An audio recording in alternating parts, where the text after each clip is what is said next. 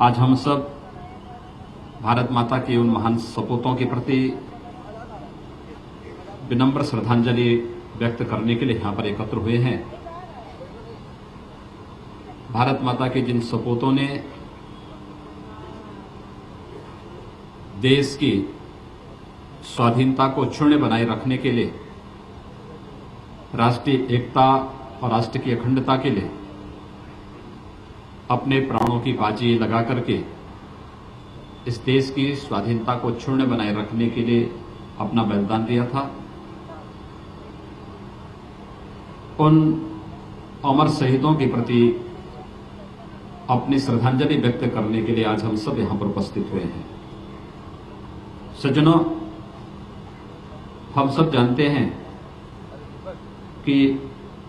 शहीद की जो मौत होती है, उसका जो बलिदान होता है, वह राष्ट्र का जीवन होता है। उनका बलिदान, उनकी शहादत राष्ट्र को एक नई संजीवनी प्रदान करता है। आप में से बहुत सारे लोगों ने 1965 का युद्ध नहीं देखा होगा, 1971 का युद्ध नहीं देखा होगा, लेकिन आप में से अधिकतर लोगों की स्मृति में 1999 का कारगिल युद्ध अवश्य ताजा हुआ होगा, क्योंकि उस समय इस देश की सरकार ने एक व्यवस्था की थी कि भारत माता की रक्षा के लिए, भारत की स्वाधीनता और भारत की अखंडता को बनाए रखने के लिए जिन वीर जवानों ने पूरी ताकत के साथ सीमाओं पर राष्ट्र की रक्षा के लिए अपना बलिदान दिया था, उनके अंतिम संस्कार का कार्यक्रम उनके घर तक, उनके शरीर को पहुंचाने की व्यवस्था भारत सरकार ने की थी। और उसका परिणाम था कि पूरे देश के अंदर राष्ट्रभक्ति की एक नया जज्बा देखने को मिला था। 26 जुलाई 1999 को पूरे देश ने पाकिस्तान के उन कायराना हरकतों पर विजय प्राप्त एक बार पुनः की थी, जब पाकिस्तान की घुसपैठ का जवाब हमारे वीर जवानों ने देकर के पाकिस्तान को पीछे हटने के लिए, और पीछे हटने ही नहीं बल्कि पाकिस्तान को यह भय होने लग गया था कि 1971 के समय उसने जब दुस्साहस किया था तो भारत की सेना ने पाकिस्तान के 2 टुकड़े कर दिए थे, और कहीं यह न हो कि अब उसके 3 टुकड़े और हो जाएं, इसलिए वह गिड़गिड़ाता हुआ अमेरिका के पास गया था। याद करिए उस समय, जब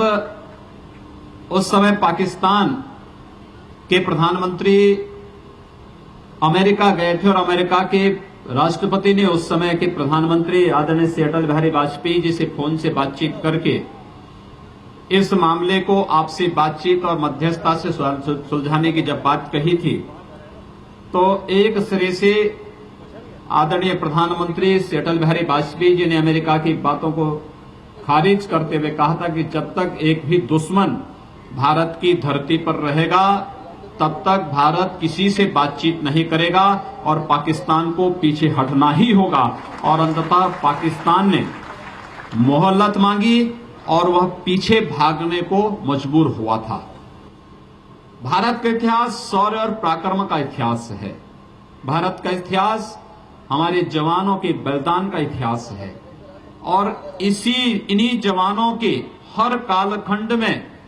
इनके बलिदान ने, इनकी शहादत ने देश की स्वाधीनता को एक नई ऊंचाइयां दी हैं। दुनिया की अनेक सभ्यताएं नष्ट हो गई, लेकिन अगर भारत विपरीत परिस्थितियों में भी अनेक अंधों से, झंझावातों से जूझते हुए अपनी अखंडता को बरकरार रखते हुए अपनी स्वाधीनता का और अस्वाधीनता के दिवस को आज मना रहा है, तो इसका परिणाम है इस देश के अंदर हर कालखंड में भारत माता की सपूतों का वह शौर्य और पराक्रम, जिन्होंने अपनी जान की बाजी लगा करके भारत की अखंडता को, भारत की स्वाधीनता को बनाए रखा है। और कारगिल विजय दिवस इसी का एक नया, इसी कड़ी को एक आगे बढ़ाता हुआ एक महत्वपूर्ण पड़ाव है।